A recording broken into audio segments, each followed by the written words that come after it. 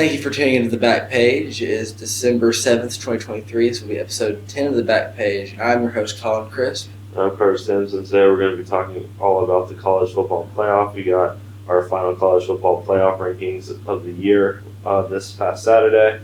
Collin, there's a lot of, kind of ways I think we could open up with this, episode, because we're just going to be focusing on this all day, and there's definitely going to be a lot of points to talk about. But I'm just going to go through the top four teams, and you tell me where you want to start. So at number 1, we got Michigan. Number 2, we got Washington. Number 3, we got Texas. And number 4, we got Alabama. What team do you, or aspect of this do you want to start talking about? Well, there was a lot of historic things to happen this Sunday when the committee decided to make these the 4 teams in our playoff. But I think the most unprecedented of the things that happened was something that happened outside of the top 4, and that is number 5, Florida State, is an undefeated Power 5 champion. They didn't make it. We had never had a 12-1 Power 5 champion miss it, let alone a undefeated one. So, do you agree with the decision the committee made?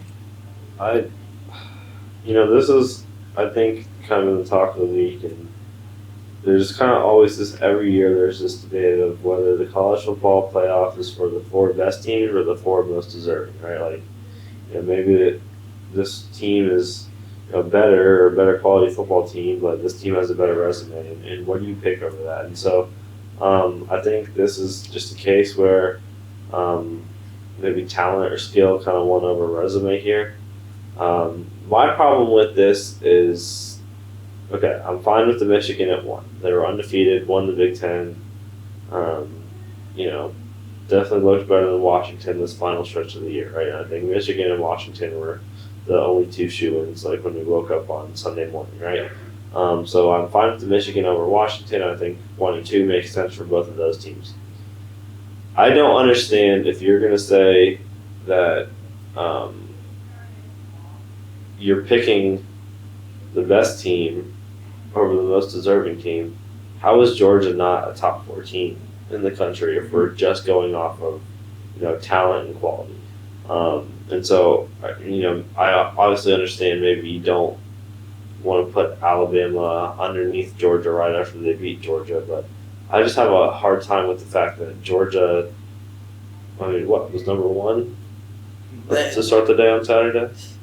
Yeah, they had won 27 straight games and was number 1 for like 2 years straight. So I don't understand how you wake up number 1 on Saturday and then wake up number 6 the next day after losing to Alabama. Like, I don't know if Georgia falls out of the top 4 from there, and then I just don't know where Texas came from. Like, that was really the part that kind of came out of left field for me. I mean, we had talked about Florida State still be a playoff team without Jordan Travis, because that offense did look abysmal in that playoff game, championship game for the ACC, and we kind of known that that'd be a noticeable loss for them, but Texas really just took me by surprise completely.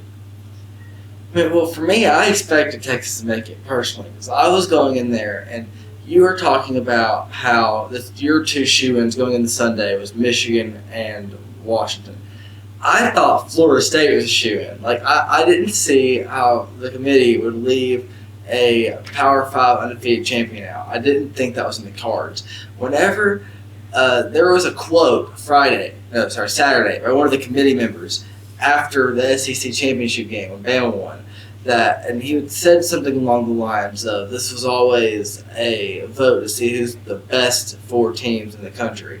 And when he said that, I was concerned they were going to put Bama ahead of Texas into the playoff, even though Texas beat Bama this year. And I did not expect to wake up, and both of them have made it. Yeah, and we talked about last week how, in my opinion, I thought that the committee was showing that Ohio State would be the next team to go in, because I believe Ohio State was sitting at 5 last week.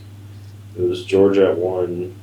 They're at 6 because Oregon was at 5. Okay, yeah. And so then the loser of the Pac-12 game was kind of eliminated, and to me that looked like Ohio State was next because they were ranked ahead of Texas. I don't understand why the committee would have done that, knowing Ohio State didn't have a game to play on Saturday. So if they weren't in contention for the playoff, don't put them in front of the teams that are in contention for the playoff. Like, I just don't. That didn't make sense to me. I thought that was a little shaky, and then the Florida State thing is just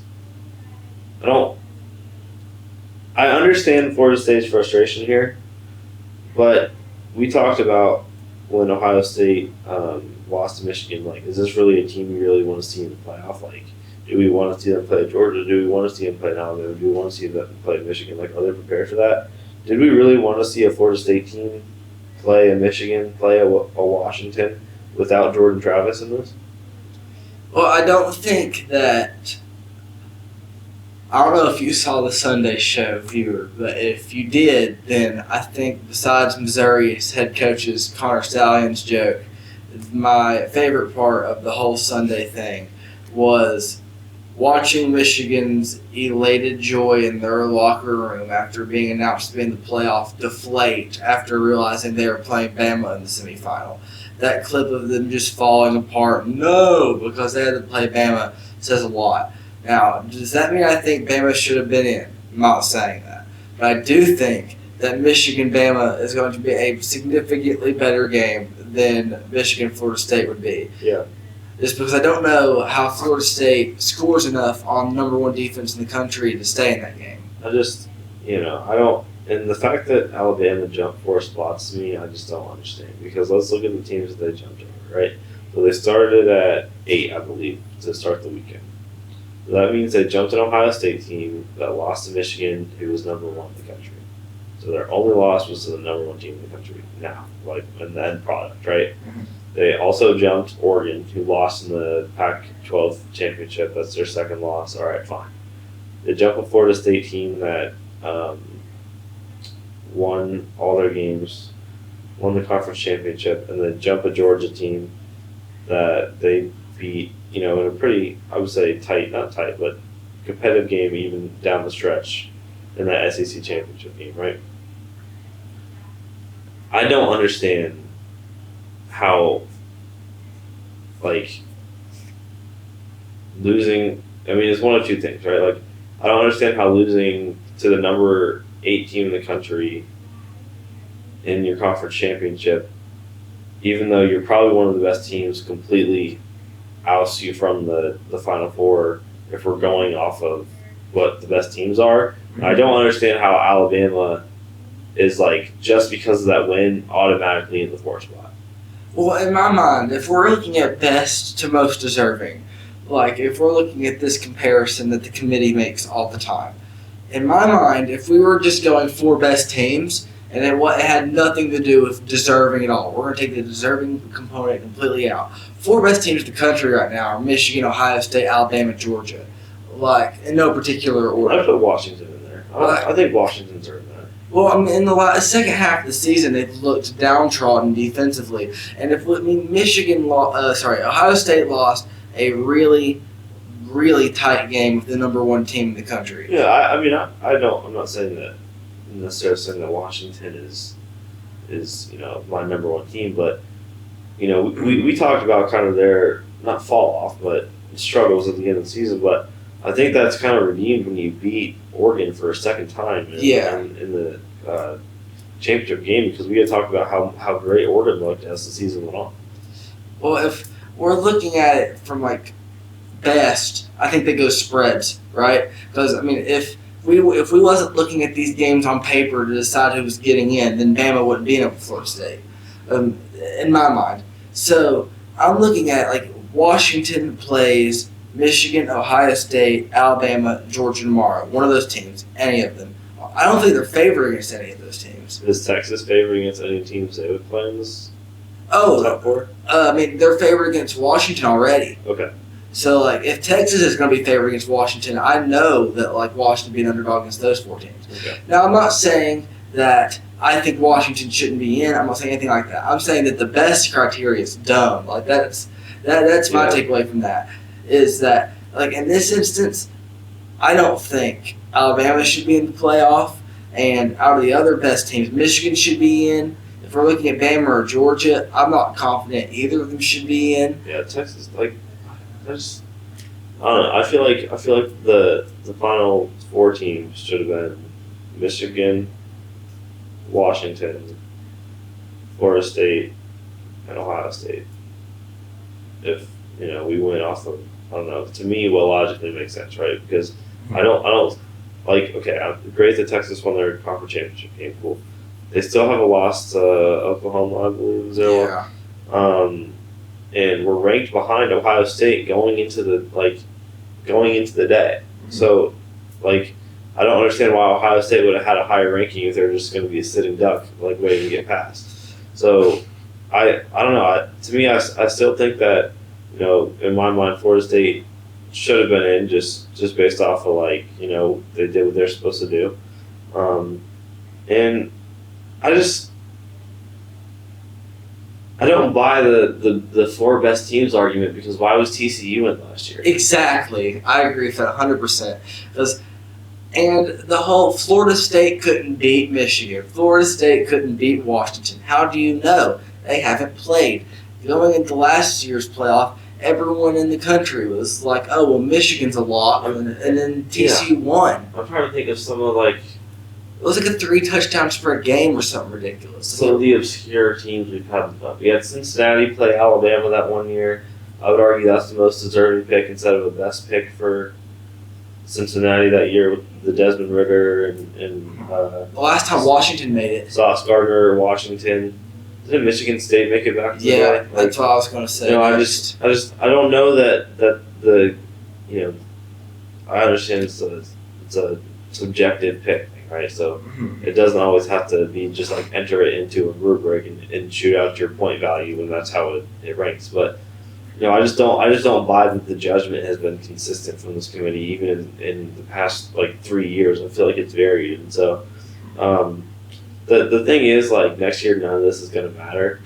But it just sucks for Florida State, because you don't know when you're going to get back, right? This is a program that we talked at the beginning of the year has struggled to be nationally relevant for the better part of the past 10 years, right? Since the Jameis Winston era, they definitely had a good year last year and have been taking steps and have kind of earned everything that they've won in the past few years. But you don't know how that sustains, especially in this kind of new landscape of college football.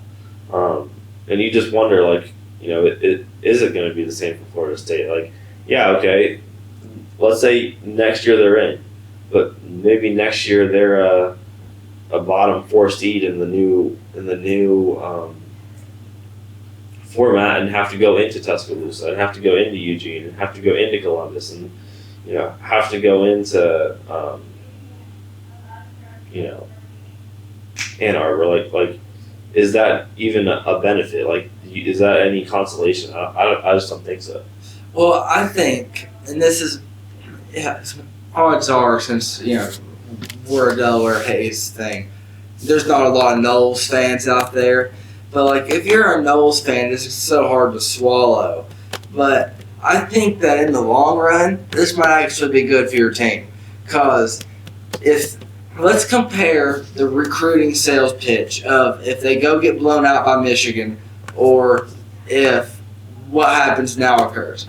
If they go get blown out by Michigan, then that makes it look like they don't have the talent or the coaching, or there's a flaw with that team that's keeping them from being the upper echelon. And you're essentially having to sell your recruits that it's because we didn't have our quarterback. And that's a really sad position to be in. However, now you don't have that loss to Michigan to sell the recruits. And you don't have that loss to Michigan to sell your team. Instead, you get to pull an underdog mentality. And you get to sit there and be like, hey, we did everything we had to do. We literally won every game on our schedule. We went 13-0, and it didn't matter. It wasn't enough. So we have to win even bigger and even more than we did last year. Winning by 20 isn't enough anymore. We need to win by 40.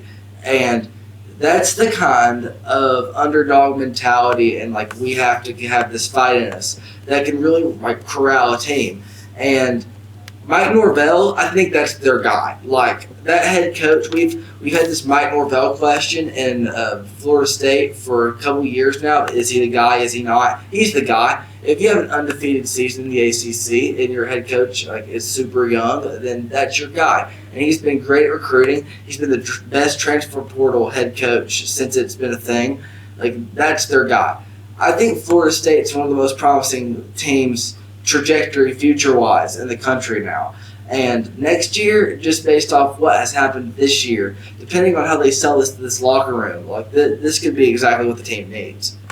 it's just, I mean, we saw it with this year, right? Like how do we know how, injuries play out, how any transfers play out? It's just, you never know. So, I don't know. I think this is going to be a year that just doesn't sit right with everyone who's not a fan of the teams in it, but I kind of want to look at next year we'll have 12 teams, right? So here are the teams that would be in the playoffs if we use the 12-team system this year. So we'll have Michigan, Washington, Texas, Alabama, all obviously all the same at 4. But we have Florida State, Georgia, Ohio State, Oregon, Missouri, Penn State, Ole Miss, and Oklahoma. Is Missouri, Penn State, Ole Miss, and Oklahoma being in the college football playoff a good thing for college football?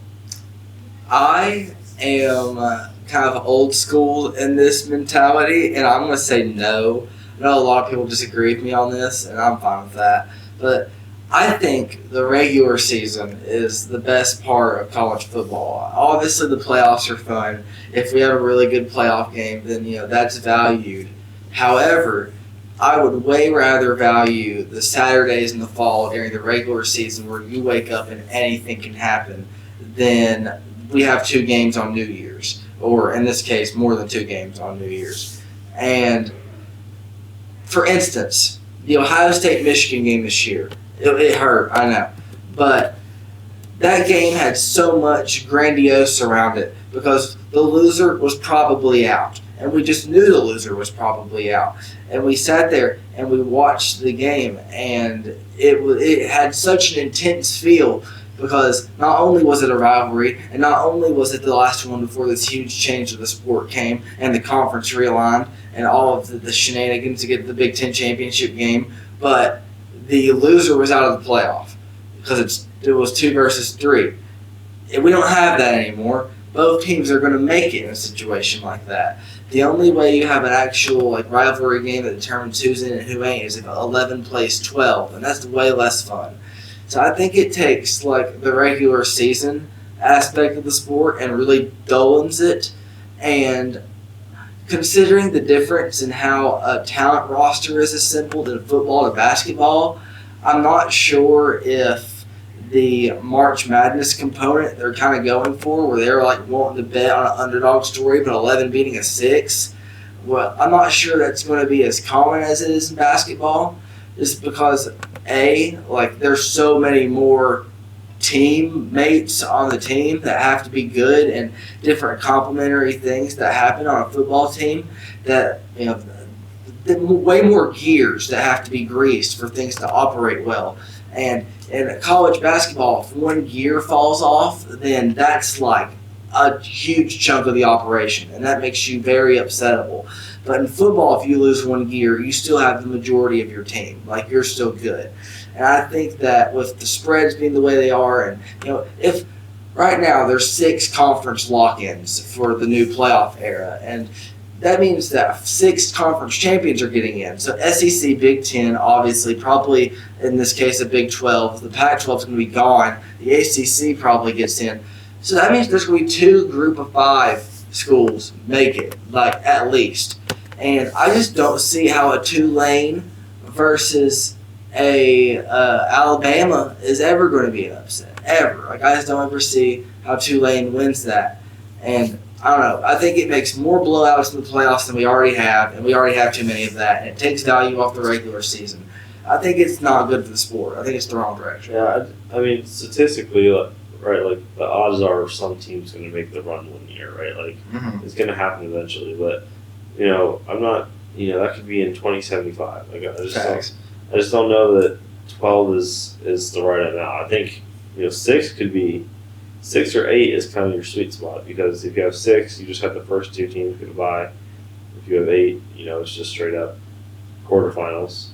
But the way it would work this year, so if we use the new format for this year, Florida State would play Oklahoma, Georgia would play Ole Miss, Ohio State would play Penn State, and Oregon would play Missouri. Well, and there's 6 conference champion tie-ins, so Oklahoma wouldn't make it. There'd have to be another conference champion in. So I think the next highest ranked conference champion is Liberty, so they'd make it. Okay. So, throw Liberty in instead of Oklahoma. They'd play Florida State. Yeah. So, those games, the winner of the Liberty and Oklahoma game would play Michigan at Michigan. The winner of the Georgia and Ole Miss game would play Washington at Washington. The winner of the Ohio State Penn State game would play Texas at Texas, and the winner of Oregon and Missouri would play the winner of Alabama at Alabama. Like, I think the resulting games from the first round would be fun. Like, the home site games at the team's home stadiums would be cool to watch. But I don't necessarily know that we all need to see Florida State play Liberty or another Ohio State Penn State game. I just don't know if that's needed. And so I just feel like this was such, just a miss. Really just a bad job by the committee this year, because I don't think you got the 4 best teams, and I don't think you got the 4 most deserving teams in either. I agree. But yeah, this is an interesting time for college football, and I was kind of just thinking about like some of the stuff that we've forgotten about, like just kind of thinking about the year in a whole now. Just kind of wrapping up. What happened to Colorado this year? Like, we have not talked about Colorado in 2 months, and they were the talk of the podcast back in September. But I saw something about their transfer portal like strategy or something. I was like, I literally forgot that this school had a football team. Yeah. And so that just got me thinking, like, all right, what team do we kind of see next year starting off hot, like maybe having a run that Colorado did? Not necessarily saying they're gonna fall off, but maybe coming not out of nowhere, but like what team do we think could kind of take us by surprise next year and get off to a hot start the first half of the season? Like, what team do you think is next to take a jump? I'm not sure if this counts as taking a jump, but it's more of like fulfilling what they should have already. But I would not be surprised if A&M came out looking like we've been expecting them to. Texas A&M come out looking like we've expected them to over the last decade and a half, and actually take the sport by the throat. Because in my mind, looking at A&M, they have all the money. They have a great athletic director. They have a fantastic talent roster. They have a really fantastic defensive coordinator. Their offensive coordinator is actually pretty good. They just haven't had a head coach that let them call plays. Like, that team has been super ready. The one thing keeping that team from being a genuine, like, fantastic team is Jimbo Fisher's play calling is archaic. Like, Jimbo Fisher calls a game like it's Pete Carroll while he was a baby. Like, it's so old. I can't stand watching playing Jimbo Fisher football. It's miserable. So now we have Duke's head coach in. And my favorite thing about Duke's head coach, that is now A&M's head coach, Mike Elko, is I love how progressive his play calling is. He's so aggressive. Defensively, offensively, all around. He is a very aggressive play caller. He's a very analytics-based play caller. He's really good at being able to throw the ball and focus on secondary, but still be physical. I think that's something that not enough teams get. Is like, people think physical, and the first thing they think is run the ball, but like that's not necessarily the case. And Mike Elko is the perfect head coach to display that. I think A&M has a really good roster to show how you can do that. And then on top of all that, I think they have the coordinators to pull it off there now, especially bringing in some Elko staff as well. I think that A&M is like ripened to have, most head coaches don't have a fantastic year one, especially at A-tier programs. We've seen it happen before. We've seen it with Dan Lanning at Oregon recently. And I think that if we were to see another one of these, it would be Mike Elko at A&M. So I was kind of thinking about this, and I have 2 teams, and I'm going to go through each one individually. But My first one I could see happening is Notre Dame, and they're not really a team that I think would come out of nowhere, right? Like they're not like they're off the map where it's a regular for them to have a good year of football.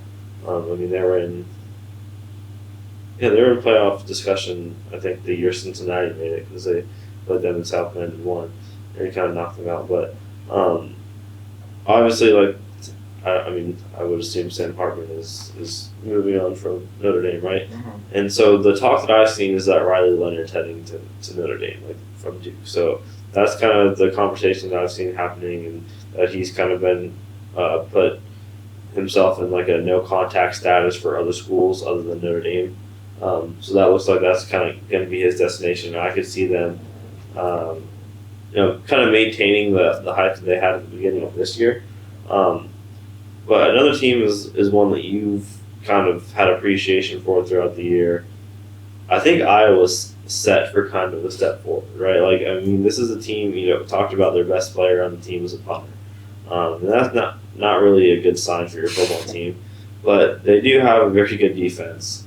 And I think that the new format of this Big Ten poses the possibility that they could beat 2 out of the 3 big teams in the Big Ten next year.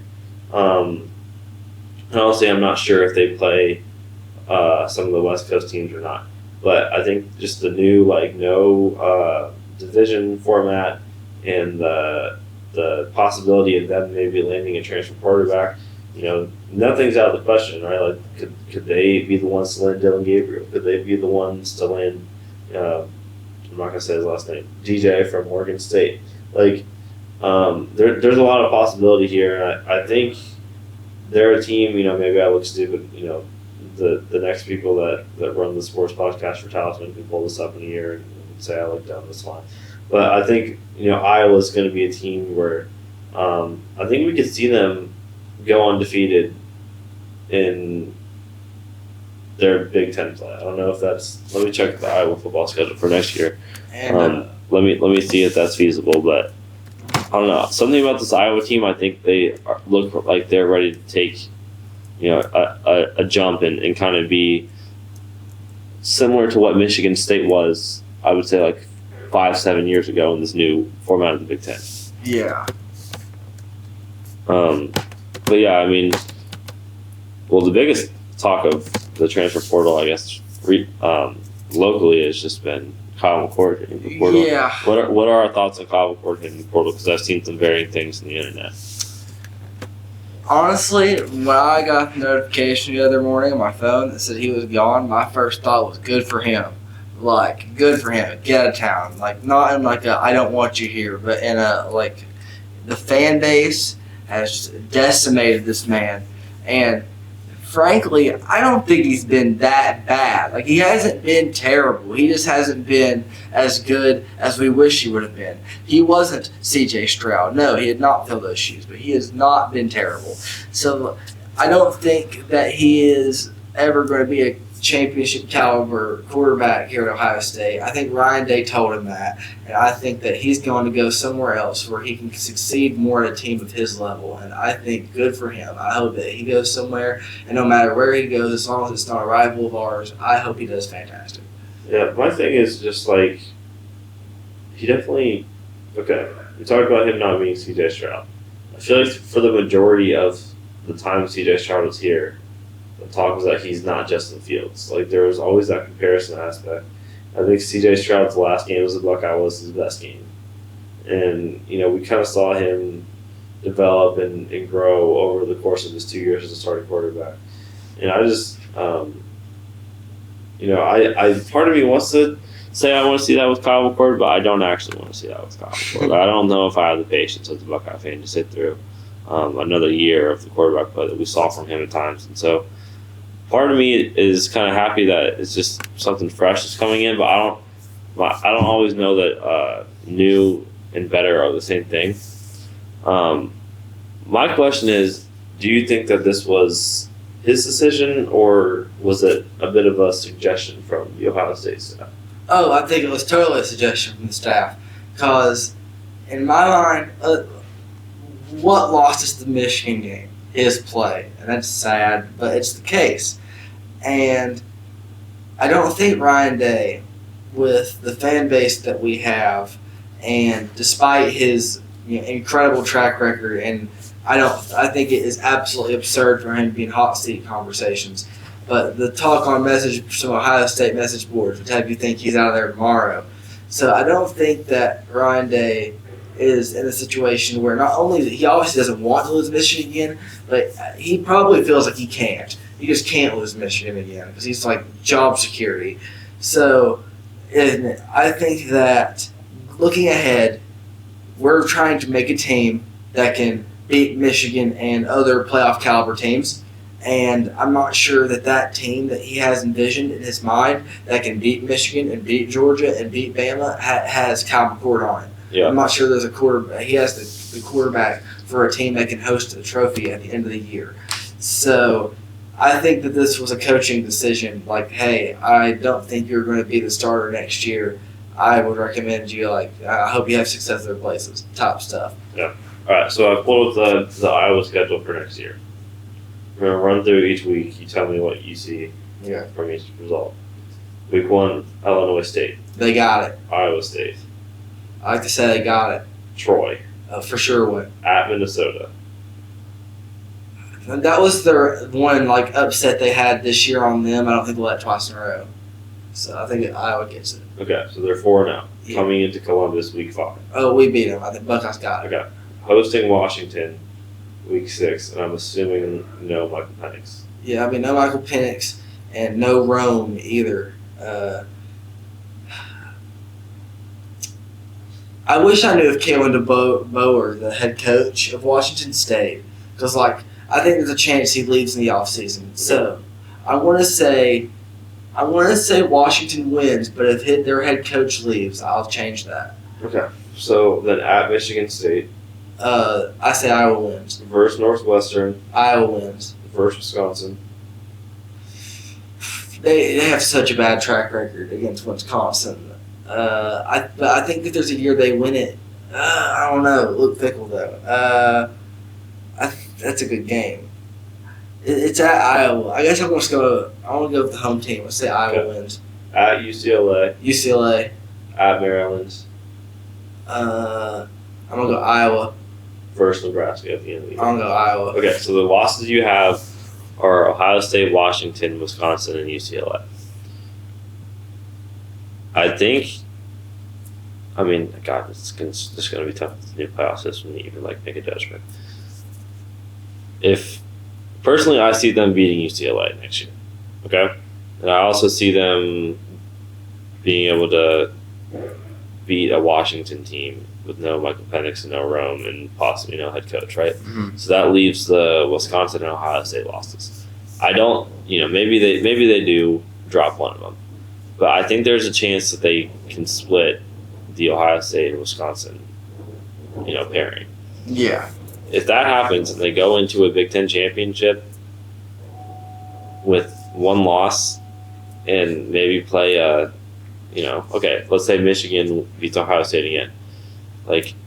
A Michigan team that I think will look very different next year, possibly a new head coach, possibly a new quarterback, possibly a lot of new stuff in Michigan just because of what I think some of the repercussions of what's happened this year might, from the result from this summer, could spiral on the team. There's a chance that Iowa could be a Big Ten champion. I think they need to make some coaching moves. I think if they make some coaching moves offensively, which I'm not sure if they're going to do, they might be too stubborn.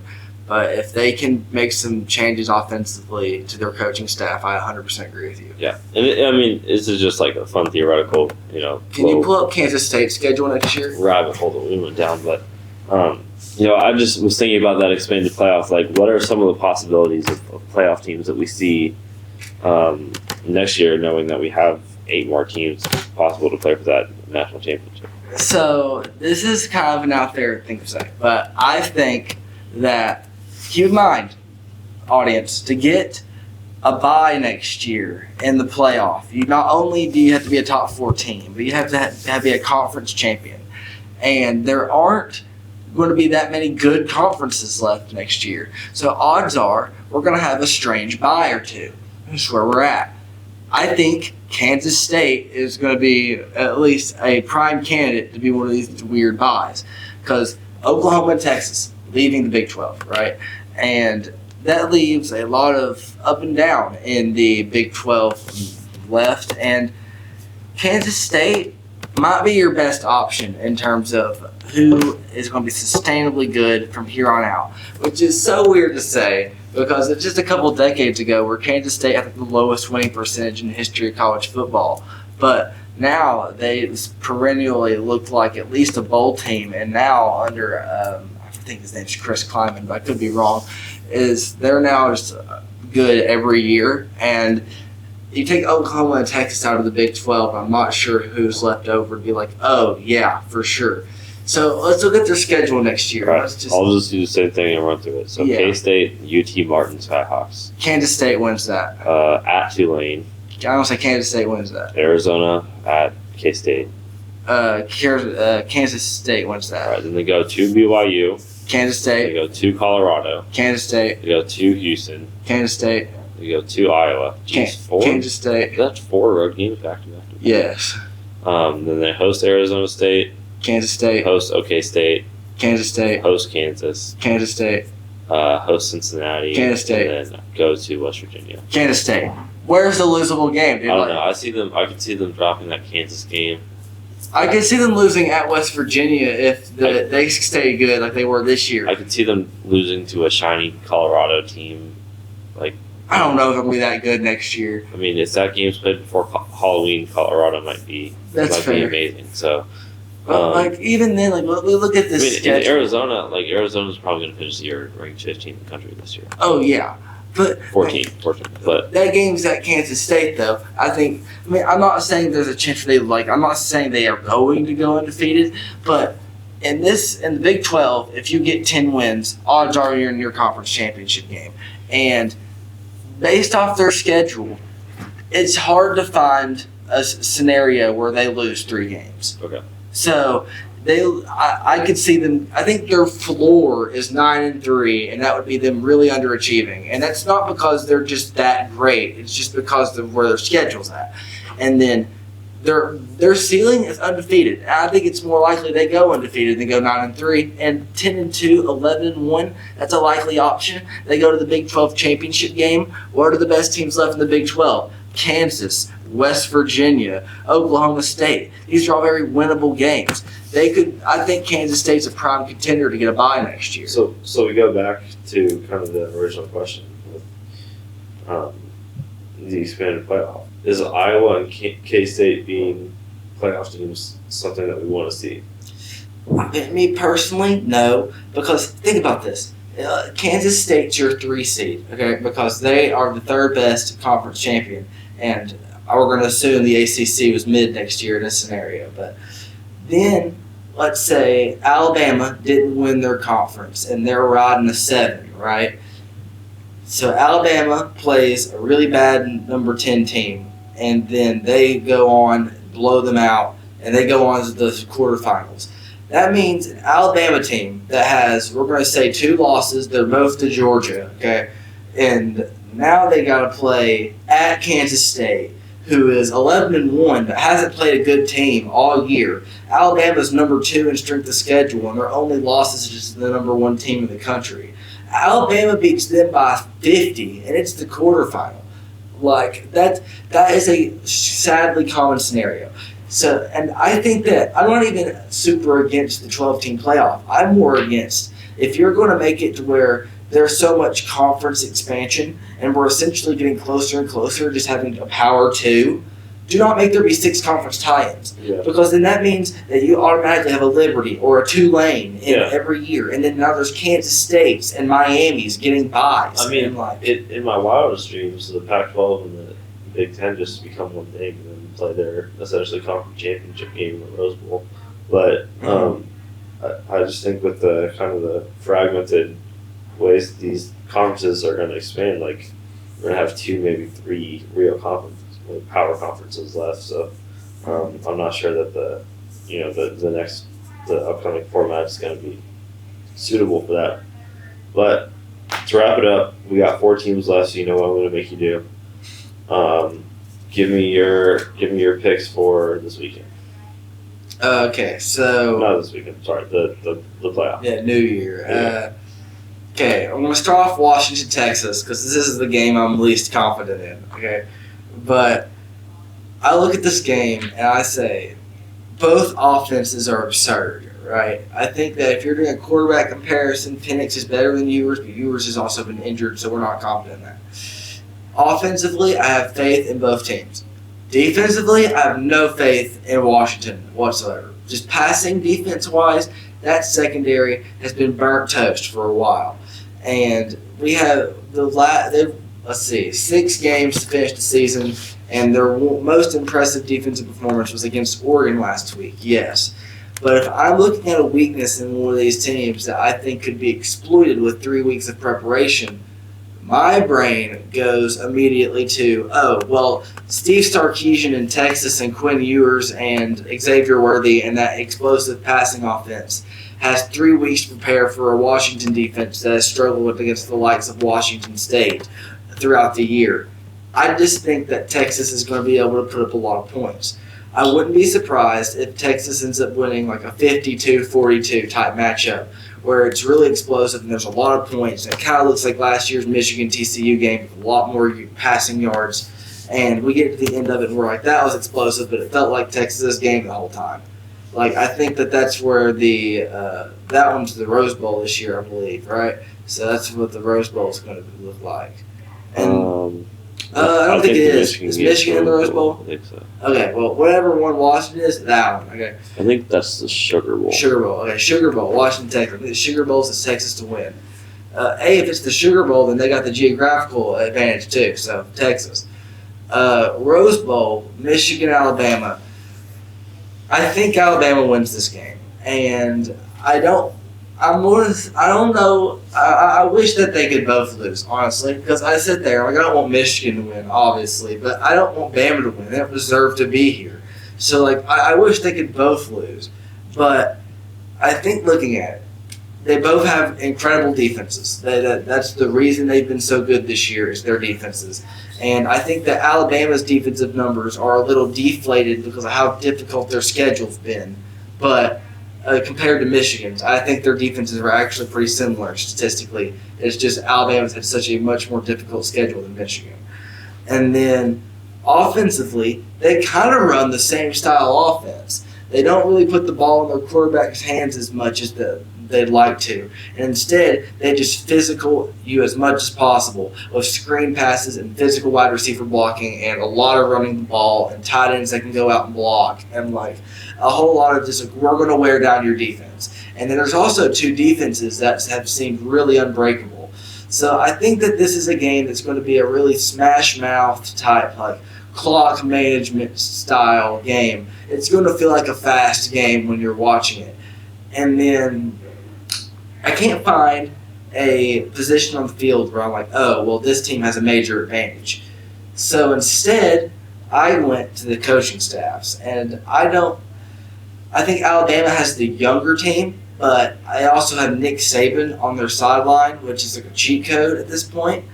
Michigan has a lot more drama around their program. They have a lot more distractions. I mean, based off the clips and the interviews and the talk around Michigan about Alabama being their opponent, it seems like Nick Saban's in their head already. I think from a mindset standpoint, Saban's going to have his boys ready to go because that's just the culture of that program. And Michigan's culture is kind of off kilter right now. I don't know if Michigan's got the culture and the mindset and the coaching to handle and out-coach Nick Saban. I don't think they have that. So I want to say Texas and Bama are your championship. All right. Well, here we go. So I think Michigan pulls out the Alabama game. I think that Michigan secondary is, one of, if not the best secondary units in the country. I think that makes a long day for Milrow in the backfield. Which, like you said, would probably bring it more on the ground. And okay, fine. If we're gonna have a kind of a trench war, I think I like Blake Corum in that one. And I just think that Michigan's better suited to win this game. I think probably top to bottom they have the better roster. I would say at the moment, which which Alabama recruiting history would probably defy that. But I just think from what we've seen from their team this year, they're probably the better. We talk about four best teams. They're definitely the better team, I would say. And I think Harbaugh can coach this one, right? Yes. Okay. So I think coaching and culture, all that, it does play a huge role. But I don't know that Alabama should even be in this playoff in the first place. I think Michigan pulls that one out probably like a 42 to 28 score. That many points? I don't know. I mean, I could just maybe that's a lot, but I don't know. We'll see. I could see them maybe. I don't know. I could see a pick six happening in this game. There's a lot. I think, and then Washington. I think Heisman. Wait, is he? He is in the Heisman finals, right? Yes. I think Heisman winner Michael Penix Jr. and the Huskies pull out this one against Texas. I agree that maybe defensively, defense versus defense, Texas is probably maybe a little better there, but I think Washington just finds a way, kind of like they did in the Oregon game. Because I still think, just to be honest, Oregon is the better team than Washington, on paper, right? Yeah. So I don't know that the on paper argument's there. I think Washington just finds a way to win this game. I think they're a team. I won't say a team of destiny, but that's kind of what they're starting to look like this year. They remind me. I mean, it's tough to compare college football teams to each other, but Washington kind of just reminds me of the LSU team. I don't know how to quantify it, but something about it just seems like it's kind of just meant to be. And we're gonna look back after this year oh yeah, of course Washington won the national championship if they win it, but. I see Washington winning that game, so boring picks there. One wins and 2 wins in the semifinal for my pick. And then I think Washington pulls it out of the national championship, and the college football trophy goes home with Washington. I don't know.